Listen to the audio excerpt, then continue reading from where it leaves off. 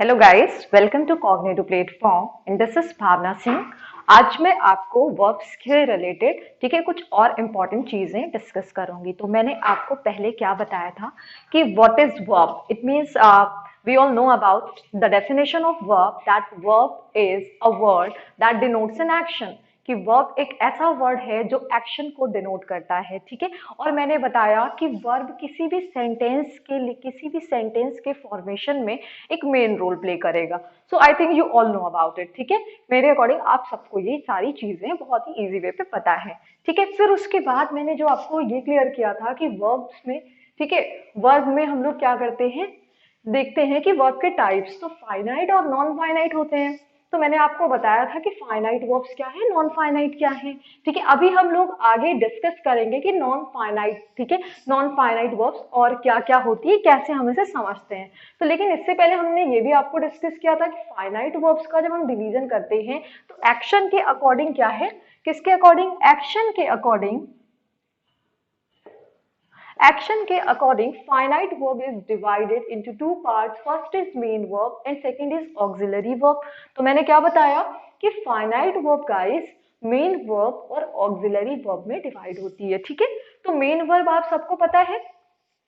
फिर उसके बाद मैंने आपको ये बताया, देखिए ये सारी चीजें मैंने एक इससे पहले क्लियर कर दी है। आज मैंने बहुत शॉर्ट वे पे बस आपके लिए एक क्विक रिवीजन रखा है।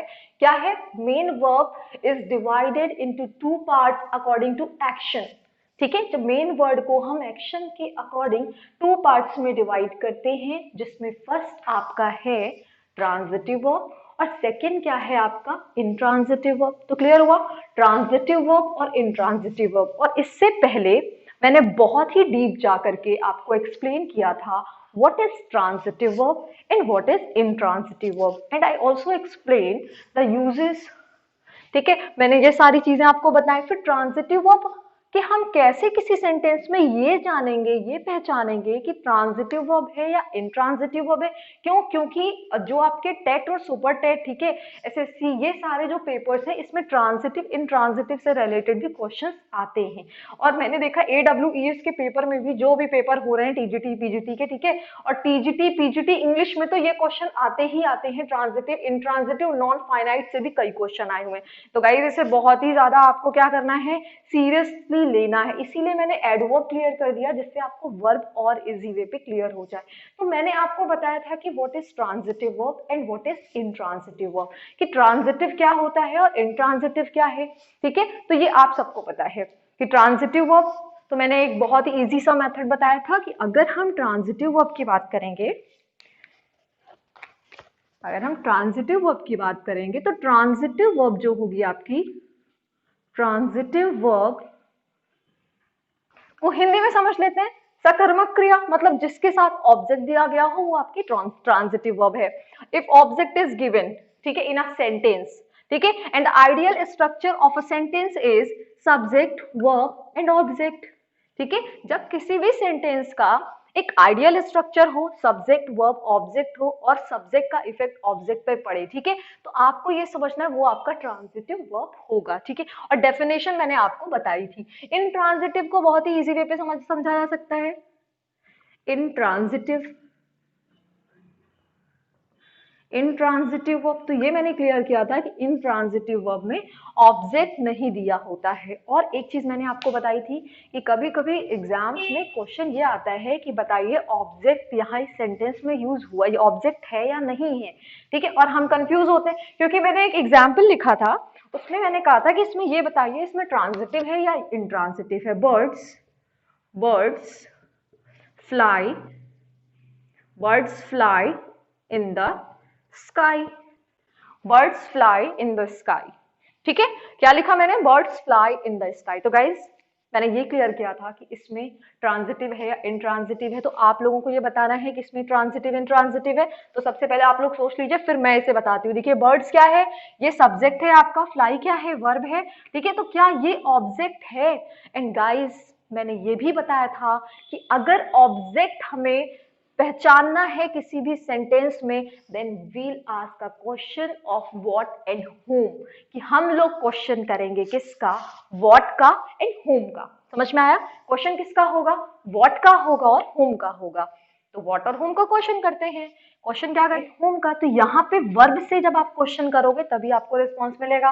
और कुछ लोग क्या करते हैं, सब्जेक्ट से क्वेश्चन करने लगते हैं और कंफ्यूज हो जाते हैं। तो आपको करना क्या है, वर्ब से क्वेश्चन करना है, व्हाट एंड whom का। देखिए मैं यहाँ पे क्वेश्चन करती हूँ what and second is whom, what and whom। तो देखिए व्हाट का जब मैंने क्वेश्चन किया, ठीक है, क्या क्या क्या आपको कोई रिस्पॉन्स मिल रहा है, नहीं। whom किसको, कोई रिस्पॉन्स मिला नहीं। इट मींस दैट ऑब्जेक्ट नहीं है ये, ठीक है। मैंने देखा है 80% लोग इसको करके आते हैं ट्रांजिटिव वर्ब, तो यहीं पर कंफ्यूजन अराइज होती है, क्योंकि because everyone knows what is transitive and intransitive verb. ठीक है, आप सबको पता है कि ट्रांजिटिव इंट्रांजिटिव क्या होता है। मैं इस टॉपिक को बहुत ज्यादा एक्सप्लेन कर रही हूँ क्योंकि इसके पीछे यही रीजन है कि ये क्वेश्चन आता है, ठीक है, कि इसमें ट्रांजिटिव है इंट्रांजिटिव है। तो गाइस देखिए, birds fly in the sky लिखा हुआ है। जब birds fly in the sky लिखा है तो मैंने वर्ब से क्वेश्चन किया व्हाट एंड whom का, कोई भी मुझे रिस्पॉन्स नहीं मिला। तो हम क्या बोलेंगे कि ये क्या है, इंट्रांजिटिव है, ना कि ट्रांजिटिव है। तो अब आप कंफ्यूज नहीं होंगे। और इंट्रांजिटिव में हम क्वेश्चन किसका करते हैं, देखिए इजी वे पे समझते हैं। तो इसमें हम क्वेश्चन किसका करेंगे, व्हाट का, और किसका क्वेश्चन करेंगे, whom का।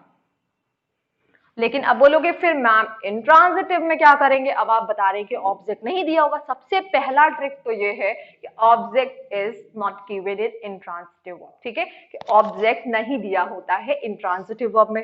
फिर उसके बाद और भी इजी वे है इसको पहचानने का, आप क्वेश्चन करोगे how, what and when.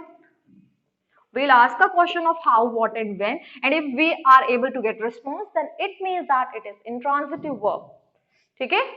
how, what and when का जब क्वेश्चन, सॉरी what का नहीं, what का नहीं होगा, ठीक है, when आप इसका क्वेश्चन कर सकते हो, ठीक है। अगर आपको इसका रिस्पॉन्स मिल जाए तो ये आपका इंट्रांजिटिव होगा।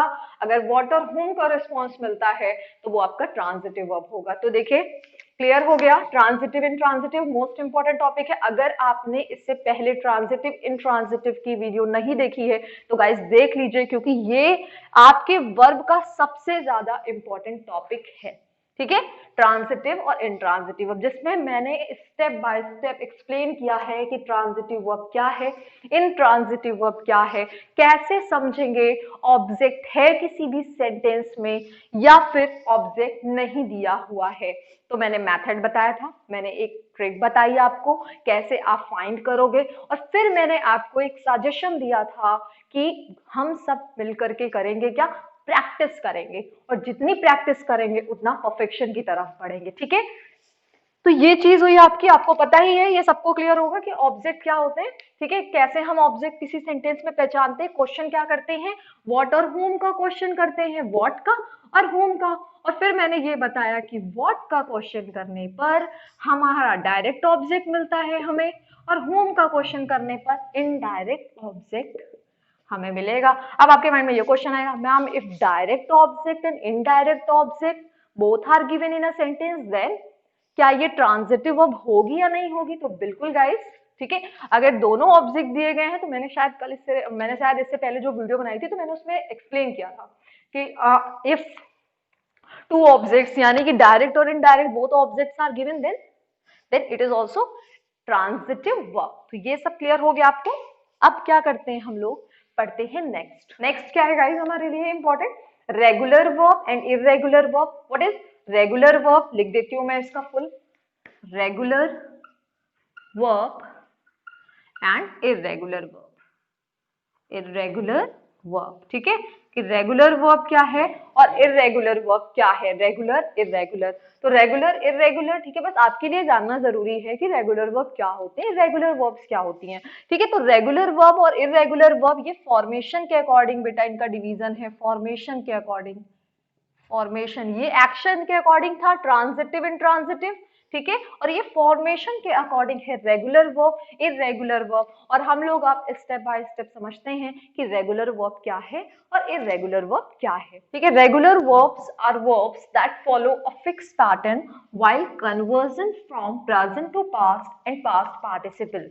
तो ये डेफिनेशन पढ़ के कंफ्यूज नहीं होना है आपको, मैं एक इजी तरीके से आपको क्लियर करती हूँ, ठीक है, कि रेगुलर वर्ब्स ऐसी वर्ब्स होती हैं जो कि क्या करती है, एक फिक्स पैटर्न को फॉलो करती हैं और प्रेजेंट टू पास्ट पार्टिस, यानी मान लीजिए आपको ये आपका दिया हो गया वर्ब की फर्स्ट, ठीक है, वर्ब की बेस फॉर्म, तो वर्ब की सेकेंड और थर्ड फॉर्म अगर हम क्या करेंगे इसका बनाएंगे तो एक फिक्स पैटर्न को फॉलो करेंगे गाइस। कैसे, देखिए बेसिकली एक मेथड में आपको बता रही हूँ कि इनके लास्ट में क्या होगा, ईडी ईडी, सेकेंड और थर्ड दोनों फॉर्म में क्या हो जाएंगे, ईडी ईडी लगेंगे, ठीक है, या तो फिर आईईडी लगेगा, ईडी या आईईडी लगेगा, तो एक फिक्स पैटर्न होगा और उसी पैटर्न में ये क्या करेंगे, अपनी तीनों फॉर्म्स में कन्वर्ट हो जाएंगे, ठीक है। जैसे जंप लिखा है तो जंप का सेकंड अगर आपको बनाना है, वो आपकी सेकंड फॉर्म बनानी है तो जंप क्या हो जाएगा, जंप्ड, और थर्ड क्या हो जाएगा, जंप्ड। किक का लिखा हुआ है तो क्या हो जाएगा, किक्ड, किक्ड, ठीक है। तो समझ में आया आपको कि अगर हम रेगुलर वर्ब्स की बात करेंगे तो रेगुलर वर्ब्स ऐसी वर्ब्स होती हैं जो कि एक फिक्स पैटर्न को फॉलो करती हैं कन्वर्जन के टाइम। कैसा पैटर्न, एक फिक्स पैटर्न, कि अगर हमने क्या किया, अगर हमें ईडी यूज करना है, अगर हमें जंप को चेंज करना है सेकंड फॉर्म में तो हम ईडी लगा देंगे, ठीक है। तो अब क्या हो जाएगा, ये आपका हुआ रेगुलर वर्ब। तो कैसे, लाइए हम लोग कर लेते हैं पहले इसको, जंप, जंप्ड, जंप्ड, जंप्ड। और अगर आपको देखिए वर्ब की कितनी फॉर्म्स होती हैं, बेसिकली 3 फॉर्म्स होती है, लेकिन हम लोग कहते हैं 5। वर्ब की बेस फॉर्म, ठीक है, second verb second, third S या ई एस, देन आईएनजी। तो इसको बनाते हैं पहले। क्या दिया गया है, जंप, क्या दिया है, जंप, तो क्या हो जाएगा, जंप। सेकेंड फॉर्म क्या होगी इसकी, jumped, JUMPED, jumped. Third form is also jumped and S is jumps, JUMP, jumps, ठीक है, जंपिंग, JUMPING, ठीक। तो ये क्लियर हुआ आपका first second third SES ING, ठीक है। तो ये आपकी क्या है, ये वर्ब्स की फॉर्म है। अब उसके बाद किक का क्या हो जाएगा, ऐसे ही होगा, किक्ड, किक्ड, ठीक है, किक्स, किकिंग। तो क्लियर हुआ, ये मैंने पढ़ा रेगुलर वर्ब्स, ये हम लोगों ने पढ़ा किसके बारे में, रेगुलर वर्ब्स के बारे में, कि रेगुलर वर्ब्स क्या होती हैं और इनका कन्वर्जन कैसे होता है। लेकिन अब बात करते हैं हम किसकी, इर्रेगुलर वर्ब्स की। तो इर्रेगुलर वर्ब्स क्या होती हैं और इनका कन्वर्जन कैसे होता है, ठीक है गाइस। चलिए अब हम लोग पढ़ते हैं किसके बारे में, इर्रेगुलर वर्ब्स के बारे में।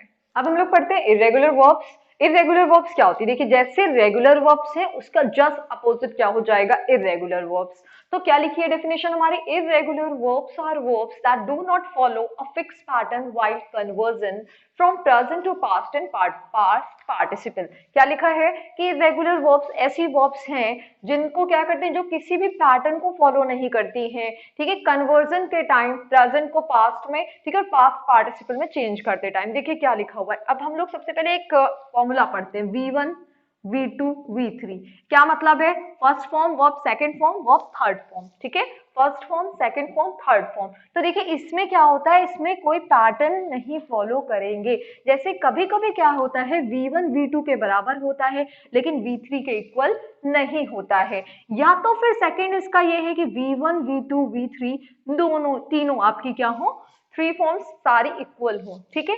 या फिर एक पैटर्न आपका ऐसे हो सकता है कि V1 V2 के इक्वल ना हो करके V3 के इक्वल हो जाए, ठीक है। एक पैटर्न और बन सकता है कि V1 V2 और V3, ठीक है, जो आपकी 3 फॉर्म्स है तीनों इक्वल ना हो। तो मैंने अभी क्या बताया, मैंने हो सकता है कि मैंने बहुत ही स्पीड में बता दिया हो। देखिए मैं क्या कहना चाह रही हूँ कि ये जो इर्रेगुलर वर्ब्स हैं गाइस, ये ऐसी वर्ब्स हैं जो किसी भी पैटर्न को कन्वर्जन के टाइम फॉलो नहीं करती हैं। अब आप सोचोगे कि कैसे नहीं करती हैं, तो मैं कुछ एग्जांपल्स देती हूँ, लेकिन उससे पहले हम लोग एक फॉर्मूला देखते हैं कि V1 V2 V3 यानी वर्ब की फर्स्ट फॉर्म, सेकेंड फॉर्म और वर्ब की थर्ड फॉर्म। क्या बोला मैंने, verb first form, second form, third form. जो आपकी फर्स्ट फॉर्म है वो V2 के तो बराबर हो सकती है, यानी V1 V2 सेम हो सकते हैं, लेकिन ये हो सकता है कि V3 सेम ना हो। आज आप करोगे क्या, आज आप ऐसी फॉर्म्स को देखोगे, मैं तो आपको एक्सप्लेन करूंगी। फिर मैंने बताया कि V1 V2 के बराबर हो सकता है और V3, ठीक है, आपकी तीनों फॉर्म्स क्या हो सकती है, सेम भी हो सकती हैं। फिर मैं आपको कंफ्यूज करूंगी कि V1 V2 के इक्वल ना हो करके हो सकता है कि V1 V3 इक्वल हो, और फिर मैंने ये कहा कि ये भी हो सकता है कि V1 V2 V3, ठीक है, जो 3 वर्ब्स की फॉर्म है सारी सेम ना हो, सब डिफरेंट हो। अब मैं आपको कुछ, ठीक है, एग्जांपल्स के थ्रू क्लियर करती हूँ। जैसे बेंड लिखा हुआ है, तो बेंड की जो सेकेंड फॉर्म होगी क्या होगी? Bend bend. कट की क्या होगी? Cut cut cut. यानी कि जो आपकी सेकंड थर्ड होगी, मैंने क्या कहा, V2 V3 तीनों आपकी क्या हो सकती है? इक्वल हो सकती हैं। स्प्लिट की भी क्या होती है? Split split. ठीक है। अब फ्लाई की क्या होगी? इसमें मैंने क्या बताया कि वर्ब की जो ये तीनों फॉर्म्स हैं ये इक्वल नहीं भी हो सकती हैं, जैसे फ्लाई फ्लू फ्लोन। ठीक है, फ्लाई फ्लू फ्लोन। अब जैसे कैच की लिखते हैं, कैच की क्या हो जाएगी? कैच। अब इसमें सेकंड और थर्ड क्या होंगी? दोनों इक्वल होंगी। Catch caught caught, fight fought fought, fly flew flown. Split, इसमें क्या होंगे? सारे सेम होंगे। स्प्लिट स्प्लिट, कट कट, ठीक है, कट कट कट। तो ये वर्ब की फर्स्ट सेकंड थर्ड, ठीक है, सारे क्या होंगे? सेम हो जाएंगे। Cut cut cut, split split, fly flew flown, catch caught caught, catch caught caught. ठीक है, तो ये आप बेंड की आपको करना है कि बेंड की सेकेंड थर्ड फॉर्म क्या होती है। तो मैंने आपको क्लियर कर दिया, आई थिंक आपको क्लियर हो गया होगा इररेगुलर वर्ब्स क्या होती हैं। तो मैंने बताया कि ऐसी वर्ब्स जो किसी भी पैटर्न को फॉलो, कन्वर्जन के टाइम किसी भी पैटर्न को फॉलो ना करें, वो इररेगुलर वर्ब्स होती। मैंने मेथड्स बताए, आपको एक फॉर्मूला भी बता दिया कि कभी कभी कंडीशन ये हो सकती है कि V1 V2 के बराबर हो लेकिन V3 के इक्वल ना हो। जैसे रीड रेड, ठीक है, क्या होता है? रीड रेड रेड, ऐसे होता है ना। तो ये हम लोग पढ़ते हैं। फिर V1 V2 V3 दिया गया है, तो हो सकता है फर्स्ट सेकंड थर्ड तीनों फॉर्म्स हमारी सेम हो, या फिर थर्ड मैंने बताया कि V1 V2 के इक्वल ना हो करके V3 के इक्वल हो जाए।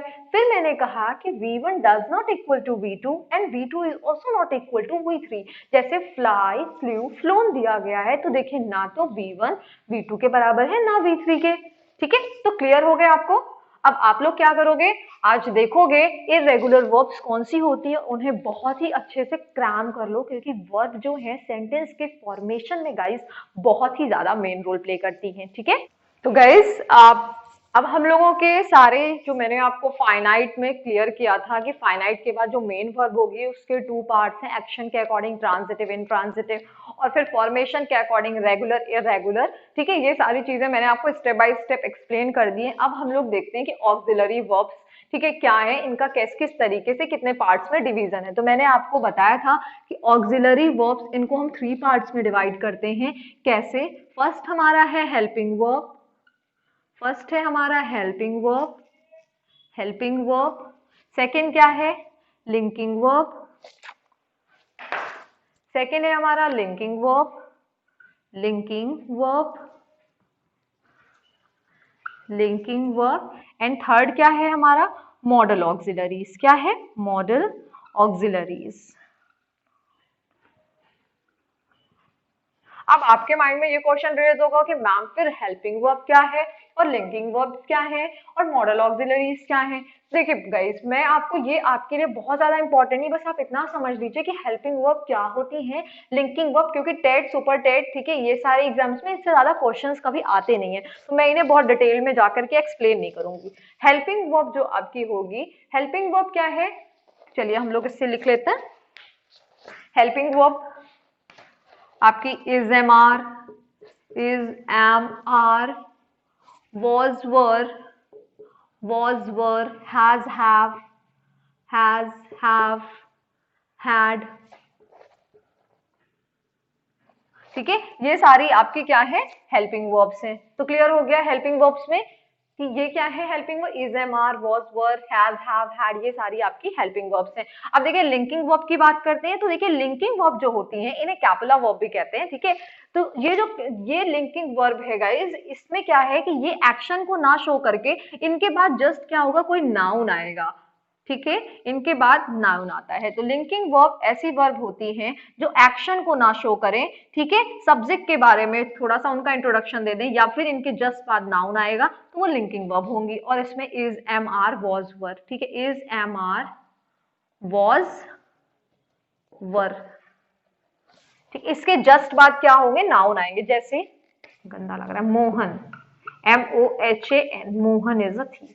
ठीक है, तो ये क्या है आपका लिंकिंग वर्ब है, इसके जस्ट बाद कोई नाउन आएगा। अब मॉडल ऑक्सिलरीज की बात करते हैं, तो मॉडल ऑक्सिलरीज आपको क्लियर ही होंगी, चलिए थोड़ा सा हम लोग पढ़ लेते हैं। मॉडल ऑक्सिलरीज में will, shall, can, will, shall, can, ठीक है, will, would, shall, should, can, could, मे,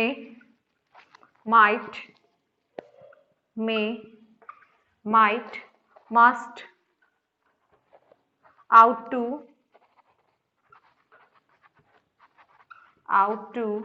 ठीक है, ought to, then need, dare, और भी मॉडल ऑक्सिलरीज हैं। ठीक है, तो will, shall, can, could, may, might, must, should, ठीक है, ये सारी आपकी मॉडल ऑक्सिलरीज हैं। तो ये इसकी मैं एक अलग से वीडियो बना दूंगी कि विल का यूज कहाँ पर होता है, वुड कैसे यूज होगा, शैल कैसे यूज करते हैं, तो आपको इससे रिलेटेड जो भी डिटेल में एक्सप्लेनेशन होगा वो मैं नेक्स्ट वीडियो में कर दूंगी, या फिर इसके बाद जो मैं मॉडल ऑक्सिलरीज पढ़ाऊंगी, ठीक है, उसमें क्लियर करूंगी, क्योंकि ये भी एक मेन रोल प्ले करेगा आपके सेंटेंस के फॉर्मेशन में। तो गाइज ये आपको क्लियर हो गया, क्या बताया मैंने कि जब हम ऑक्सिलरी वर्ब्स की बात करते हैं तो ऑक्सिलरी वर्ब्स का division, auxiliary verbs are divided into 3 parts. First is helping verbs, second is linking verb, and third is modal auxiliary. And helping verbs are is, am, are, was, were, has, have, had. ठीक है, और मैंने आपको बताया था main verb क्या होती हैं, तो सारी चीजें आपको क्लियर है ना, मेन वर्ब्स। अब उसके बाद लिंकिंग वर्ब, लिंकिंग वर्ब में क्या है, ये जो है लिंकिंग वर्ब किसी भी सेंटेंस में एक्शन को डिनोट नहीं करती हैं, वो जस्ट इनके बाद में नाउन आएंगे, और ये basically is, am, are, was, were, ठीक है, ऐसे सेंटेंसेस इस तरीके से लिंकिंग वर्ब्स यूज होंगी। ठीक है, इनके जस्ट बाद नाउन आएगा, और मैंने आपको एक एग्जांपल भी दे दिया, मोहन इज अ थीफ। फिर उसके बाद क्या है, मॉडल ऑक्सिलरीज की बात करते हैं, और मैंने बताया कि मॉडल ऑक्सिलरीज भी सेंटेंस के फॉर्मेशन में एक मेन रोल प्ले करेंगे, जिसमें से will, would, shall, should, can, could, may, might, must, ought to, need, dare, ठीक है, ये सारी आपकी मॉडल ऑक्सिलरीज हैं। तो ये आपको क्लियर हो गया कि ऑक्सिलरी वर्ब्स क्या हैं, और इनके कितने पार्ट्स में हमने इनको डिवाइड किया, और कैसे हमने स्टेप बाय स्टेप इनके बारे में सीखा है। ठीक है, तो गाइज आपको क्लियर हो गया होगा। अब नॉन फाइनाइट वर्ब, अभी मैंने आपको finite verb, non finite verb clear किया था, तो एक बार और भी अच्छे से समझते हैं कि नॉन फाइनाइट वर्ब्स क्या है। तो बोलोगे कि मैम जब आपने बताया कि नॉन फाइनाइट सब्जेक्ट टेंसेस के अकॉर्डिंग गवर्न नहीं होगा, तो कैसे होगा। ठीक है, तो नॉन फाइनाइट वर्ब में बेसिकली हमारे क्या आते हैं, लिख लीजिए, नॉन फाइनाइट वर्ब में आएंगे हमारे इन्फिनिटिव,